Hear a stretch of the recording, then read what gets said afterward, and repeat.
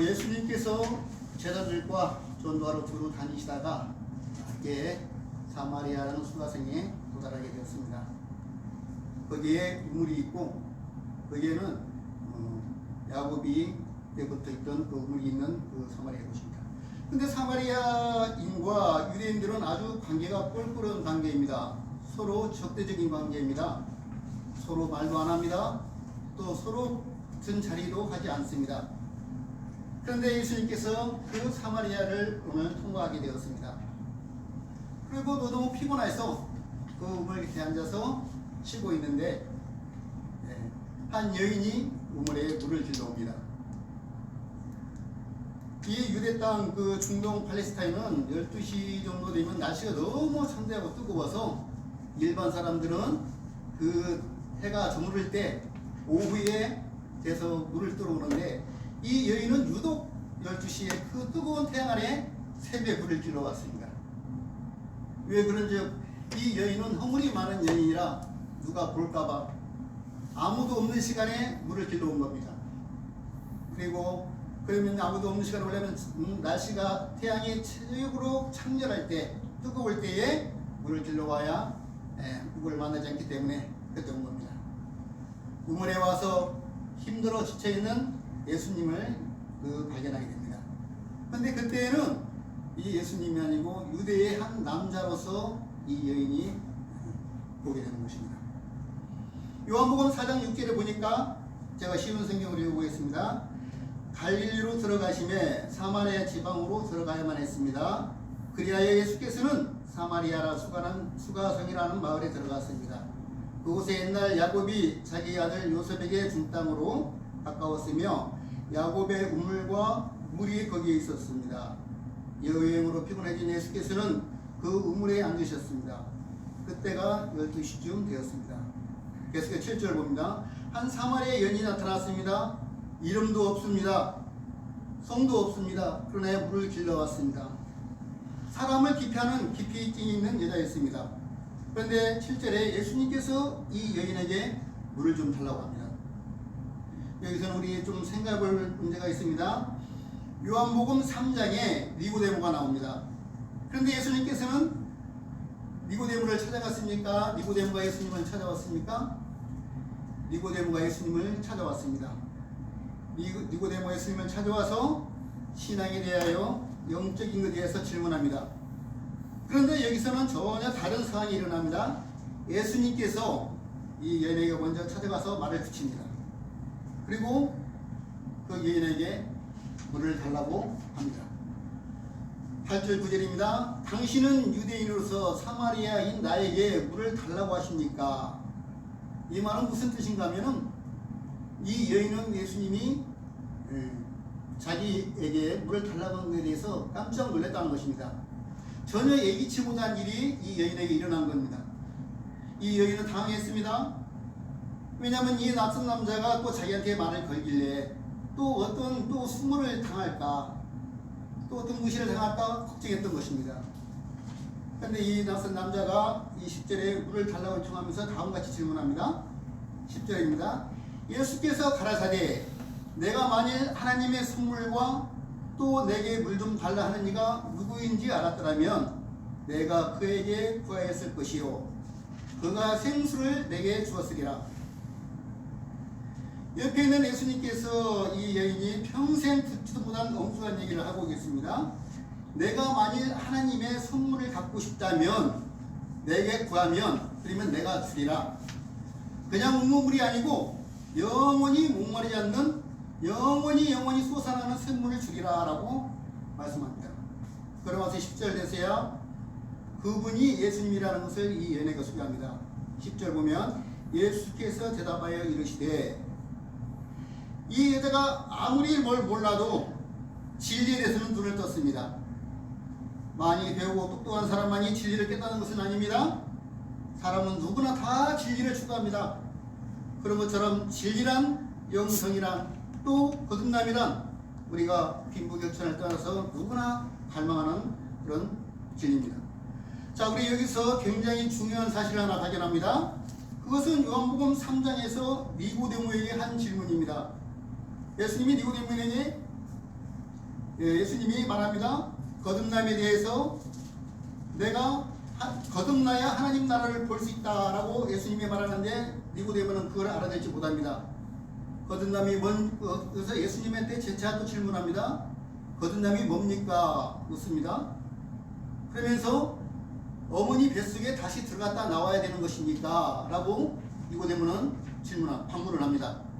그러니까 예수님께서 한마디로 야 이스라엘 선생이 너는 그것도 모르느냐? 바람이 임의로 불매 그 소리가 어디서 왔다가 어디로 가는 것처럼 그런 걸 잘 모르겠느냐? 그러니까 니고데모가 고개를 까고 떠납니다. 전혀 알아듣지를 못하고 있습니다. 그런데 사정에 와서는 예수님이 이 여인에게는 절대 어려운 말을 쓰지 않습니다. 언제 어디서 누구에게나 그 수준에 맞게 대답하고 그 수준에 맞는 말을 하십니다. 주님께서는. 그래서 이 예수님께서는 이 여인에게 쉽게 영원히 목마르지 않는 샘물 갖고 싶다면 나에게 구하라. 그러니까 이 여인이 말씀을 깨닫고 한 계단 더 눈을 뜨게 되는 것입니다. 신앙이란 눈을 뜨는 겁니다. 한 계단 한 계단 우리가 처음부터 어떻게 예수님을 메시아로 우리가 받아들이겠습니까? 그때까지 가려면 시간이 많이 걸리죠. 그러나 예수님은 이 여인에게 자기를 소개합니다.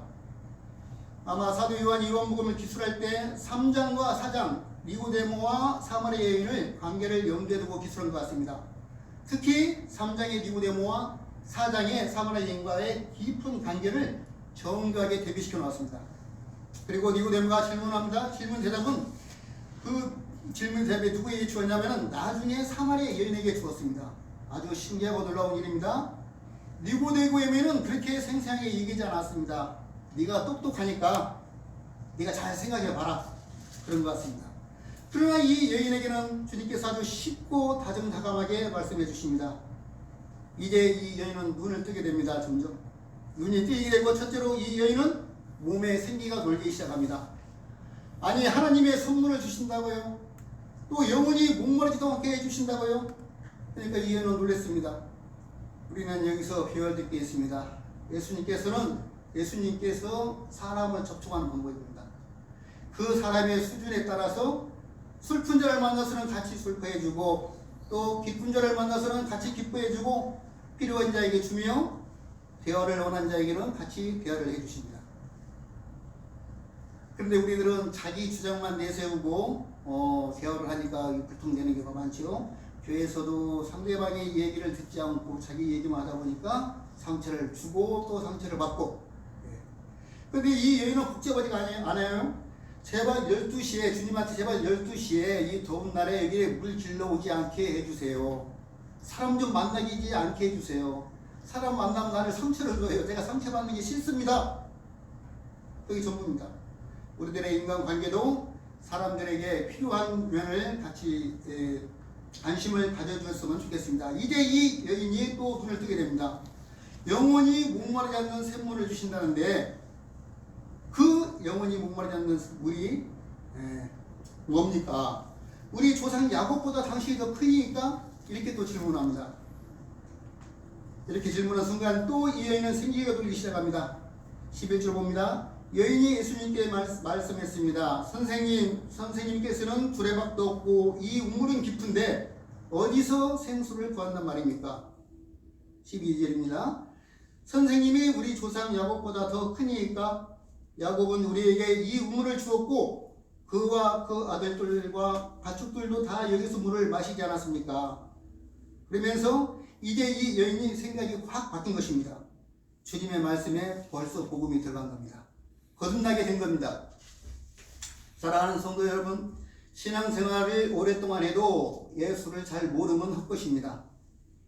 예수에 대하여 눈을 떠야 됩니다. 예수에 대하여 눈을 뜰 때 자기 인생이 달라지고 생기가 넘치고 목적이 달라지고 희망이 생기고 태도가 달라지고 인생이 변하는 것입니다. 우리가 자칫 잘못하면 설교를 듣는 걸로 끝나버리는 경우가 많습니다. 그러나 그 말씀 속에 하나님께서 오늘 나에게 주신 말씀이 무엇인가를 찾아내야 하고 또 그 말씀 속에 예수님을 찾고 복음을 찾아야 합니다. 그리고 거기서 구속한 주님을 발견하는 시간이 되어야 합니다. 그래서 복음은 예수 얘기하는 것입니다. 또 예수 얘기 듣는 것입니다. 따라서 우리가 예수님에 대해서 자꾸 눈을 떠야 합니다. 왜냐하면 그 예수님께서 나중에 하나님이 되시기 때문에 예수님이 하나님이라는 사실까지 우리 믿음이 올라가야 된다는 것입니다. 그래 예수님께서 동정녀 마리아에서 나시고 성령으로 잉태 되고 무리를 걸으시고 문둥병을 고치시고 죽은 자를 살리시고 귀신을 내쫓으시고 오르떡 5개와 물고기 2마리로 5,000명을 먹이셨다는 것을 피부에 생생하게 느껴져야 됩니다. 그것이 안 되면 우리가 어떤 고난이 왔을 때, 시험에 들었을 때 그 고난을 이겨낼 힘이 없는 거죠. 자, 이제 13절 14절을 보겠습니다. 예수께서 대답하여 가라사대 이 물을 마시는 자는 다시 목마르니와 내가 주는 물을 마시는 자는 영원히 목마르지 아니하리니 내가 주는 물은 그 속에 영생하도록 솟아나는 샘물이, 여러분 믿음이라는 것은 영원히 솟아나는 샘물을 먹는 겁니다. 그것을 알아야 합니다. 그러면 어떠한 고난도 두려워하지 않습니다. 죽음도 두려워하지 않습니다. 우리가 인생 살면서 최고 큰 숙제가 뭡니까? 외로움을 극복하는 것입니다. 그 외로움을 위해서 극복하기 위해서 여러 사람들이 많은 고민을 하고 있습니다. 그런데 예수님을 만난 영원히 솟아나는 샘물을 마시면 이제 영원히 목마르지 않습니다. 이것이 예수 믿는 행복이고 이것이 구원입니다. 이게 바로 거듭남이라는 것입니다. 3장에 니고데모에게 대답하지 않았던 것을 예수님이 오늘 이 여인에게 말해줍니다. 이 순간 이 여인은 온몸에 전율을 느꼈습니다. 자기가 물길로 온 것도 잊어버리고 우물가에서 한 남자를 만나는 것도 다 잊어버리고 오직 이 여인의 그 순간적인 것은 바로 앞에 있는 예수님만 보인 것입니다. 아, 당신이 영원히 목마르지 않는 샘물을 내게 주신다고요? 그게 사실입니까? 믿을 수가 없어요. 내가 세상 살면서 얼마나 많이 속았는데요. 이게 이 여인의 마음일 겁니다. 15절 이제 이 여자가 절규를 시작합니다. 주여 그런 물을 내게 주십시오. 나는 사실 물도로 왔지만 내가 원하는 것은 다시는 이곳에 오지 않는 것입니다. 그리고 보기 싫은 사람들도 보지 않는 겁니다. 내게 그런 생수가 있다면 가짜라도 좋으니 주십시오. 아마 이게 이 여인의 외침일 겁니다. 구원이라는 것은 이런 외침이 필요합니다. 예수님이 필요합니다 라고 외치는 것이 중요합니다. 이것이 오늘 이 여인의 절규입니다. 외로움으로 자살 직전까지 간 사람은 절규, 그 사람에게 이런 물은 생명수입니다. 이 여인의 자기의 어두운 생활을 다 잊어버리고 새로운 세상을 만나 예수님께서 새로운 세상을 만나게 된 것입니다. 이것을 다른 말로 말하면 육체의 갈망과 영혼의 갈망에 분리되는 순간이라고 말합니다. 우리가 신앙생활하면서 예수님을 깊게 들어가지 못하는 것은 이 육체의 갈망과 영혼의 갈망이 섞여 있기 때문에 우리가 내 마음이지만 내 마음대로 못하는 경우가 많습니다. 그러면 예수님께서 이 여자에게 이제 이 대답에 해답을 줍니다. 첫째는 회개이다. 여러분, 우리가 신앙생활하고 인생 살면서 회개하지 않고는 주님을 만나지 못합니다. 영생을 얻지 못합니다. 회개 없이 교회에 다닌다는 것은 아마 자기 만족일 겁니다.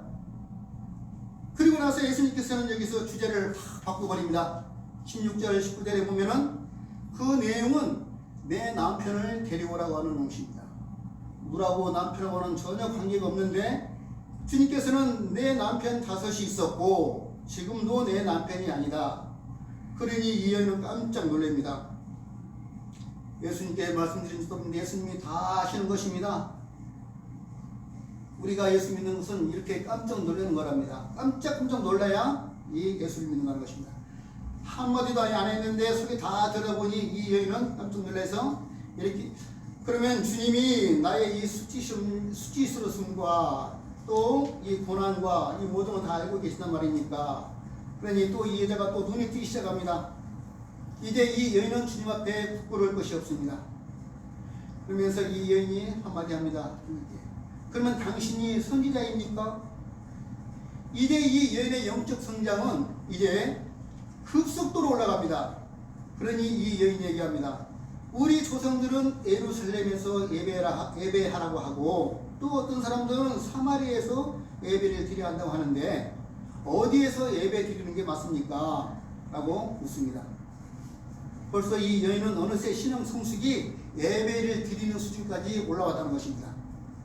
예배를 드린다는 것은 예수님을 만나는 결정적인 사건입니다. 예수님을 만나야 자기가 죄인인 줄 깨닫고 죄인임을 깨달을 때에 구원을 받습니다. 20절 23절에 우리 조상들은 이 산에서 예배를 드렸는데 당신네 유대 사람들은 예루살렘에서만 예배를 드려야 된다고 합니다. 예수님께서 이 여인에게 말씀하십니다. 여인아, 나를 믿어라. 이제 이 산에서도 아니고 예루살렘에서도 아니고 아버지께 예배할 때가 온다. 주님은 말씀했습니다. 설교 듣는 게 예배가 아니고 찬송을 잘하는 게 예배가 아니고 진정으로 회개하고 주님을 의지해야 예배를 하는 것입니다. 이 말을 듣고 또 여자는 또 생각이 또 바뀝니다. 이제 참되게 예배하는 사람들은 영과 진리로 아버지께 예배 드릴 때가 오나니 지금이 바로 그때라. 예수님께서 이렇게 예배 드리는 사람들을 찾고 계신다는 것입니다. 자, 하나님께서 찾는 자가 누구입니까? 예배자를 찾는다는 것입니다. 예배 드리는 자를 찾는다는 것입니다. 영화배우나 탤런트를 찾는 게 아니고 예배자를 찾으신다는 것입니다. 그러면 예배 안 드리면은 신분 고하를 막느라고 아무 소용이 없다는 것입니다. 예배 드리는 때에 주님께서 우리에게 참된 소망을 주신다는 것입니다. 그래서 예배는 소중히 여겨야 합니다. 가난한 심령으로 예배드리고 내 눈에 이제 땅은 보이지 않게 하시고 하늘을 보게 하소서, 그런 마음으로 예배를 드려야 한다는 것입니다. 이제 참 예배에 대해서 보겠습니다. 24절입니다. 하나님은 영이시니 신령과 진정으로 예배할지니라. 어떤 예배가 진짜 예배냐고요? 영과 진리로 드려지는 예배입니다. 메시아를 발견하는 게 예배입니다. 또 주님을 바라보는 것이 예배입니다. 진정한 마음으로 하나님만 바라보고 자기 죄를 깨닫고, 또 이러니까 이 여인이 또 생각이 또 바뀌었습니다. 아니, 우리의 희망은 그리스도라는 메시아가 이 땅에 와서 우리들을 해방시켜 주신다고 그랬는데, 아니 그러면 당신이 메시아입니까? 이제 이 여인은 우물가에서 물 좀 달라고 했던 그 유대의 한 남자에서 이제 메시아까지 눈을 뜨게 되는 겁니다. 예배 시작한 지 20분도 채 안 됐는데 벌써 이 여자는 예수님을 만난 지 20-30분 만에 벌써 구원에 이르렀습니다. 그리고 거듭났습니다. 그러면 이렇게 변화가 된다는 것입니다. 우리도 주님한테 주님이 너희들도 배워라 이렇게 하면은 하나가 된다. 교회 생활 오래 해도 눈에 띄지 않으면 주님 만나기 힘듭니다. 1대1 제자 훈련, 또 큐티 훈련 아무리 많이 해도 눈이 뜨지 않으면 예수 만나기 힘들다는 겁니다. 그런 프로그램은 신앙 성숙의 한 단계이지 주님 만나는 것에서는 거리가 멉니다. 그러면 우리가 주님 만나는 과정은 간단합니다. 갈망과 간절함이 있으면 됩니다. 이 수가성 여인과 같이 영원히 목마르지 않는 생수의 갈망과 간절함이 말입니다. 오늘 본문 마지막에 예수님께서는 이렇게 말씀하십니다. 내가 그노라, 내가 메시아다. 할렐루야입니다. 참으로 여기서 예수님은 신비스럽습니다. 예수님은 절대 먼저 이 여인에게 말을 하지 않았습니다. 그런데 그 여인이 말할 때마다 당신은 누구십니까? 당신은 메시아입니까? 선지자입니까? 그리스도이십니까? 하면서 그 스스로가 알아가고 깨닫고 있습니다. 예수님께서는 이 여인에게 모르는 가르쳐주며 하면서 스스로 깨닫게 해주신 것입니다. 사랑하는 성도 여러분, 이제 우리가 해야 할 것은 눈을 뜨는 것입니다. 좀 더 성숙한 그리스도인이 되는 것입니다. 신령과 진정으로 예배 드리는 것이 되어야 되는 것입니다. 이제 우리 신앙이 업그레이드 돼서 변화가 돼서 좀 더 나은 예배를 드릴 수 있는 저희들이 됐으면 좋겠습니다. 뭔가 문제가 있습니까? 걱정거리가 있습니까? 기도하세요. 그리고 예배 드립니다. 그러면 하나님 마음에만 드시면, 그러면 하나님께서 여러분의 메인 것을 풀어주시고 하나님께서 응답해 주실 것입니다. 이제 새로운 봄이 다가옵니다. 우리 함께하는 교회 예배당에 영과 진리로 예배드리는 예배자들이 가득 찼으면 좋겠습니다. 기도하겠습니다. 하나님 아버지 감사합니다. 오늘 수가성의 불쌍한 여인처럼 예수님을 만나 춤추고 기뻐하며 소리지르며 동리에 뛰어들어가 외치는 그런 감동을 저희들에게 주옵소서. 우리에게 그런 능력을 허락하여 주옵소서. 예수님의 이름으로 기도드립니다. 아멘.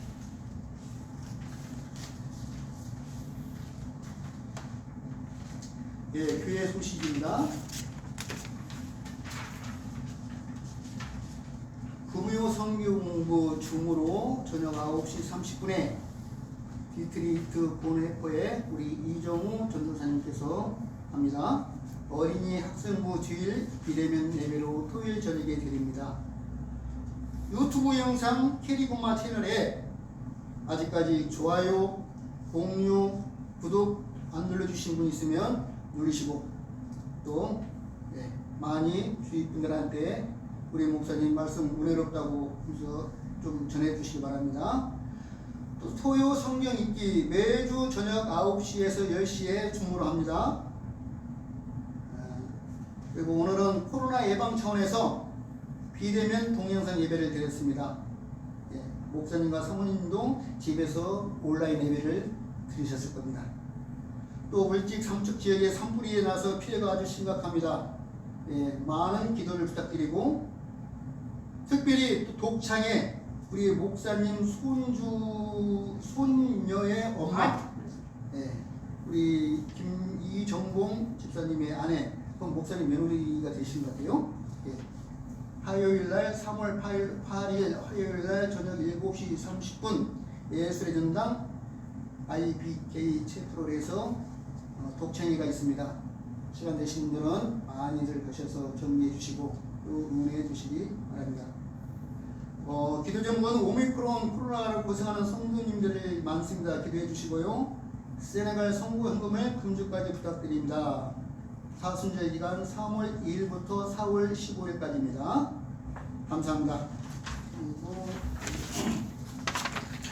찬송가 528장 다 같이 찬양 드리시겠습니다. 찬송가 528장입니다.